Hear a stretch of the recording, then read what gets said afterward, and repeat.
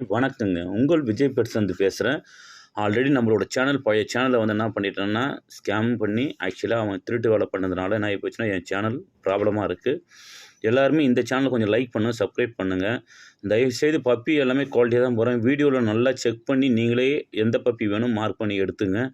நெறைய பேரு என்கிட்ட கேட்கக்குள்ள, "சார் எனக்கு டாபர்மேன் வேணும், ஷிட்ஸு பப்பி வேணும்." நெறைய கேட்குறீங்க. நம்மளால குடுக்க முடியுது.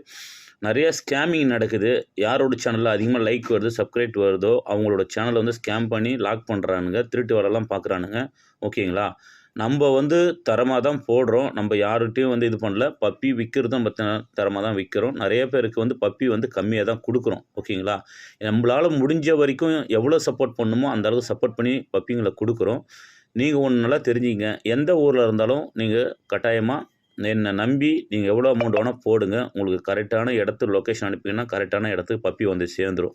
உங்களுக்கு ஏதோ டவுட்டா இருக்கு, "இல்ல சார் எனக்கு நான் எப்படி அனுப்புறதுன்னு?" நீங்க கேட்டாலும், என்னோட ஆதார் கார்டு கூட அனுப்புறேன். அதில அட்ரஸ் ப்ரூஃப் இருக்கு.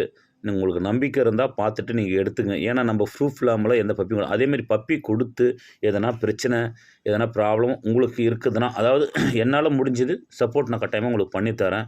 நம்மகிட்ட குடுக்குற பப்பி எல்லாமே கஸ்டமருக்கு நல்லபடி அவங்களுக்கு வந்து அந்த பப்பி கைக்கு போய் சேர்ந்து தான் ஒரு பப்பியும் பார்த்து பார்த்து நம்ம செய்றோம். ஓகேங்களா?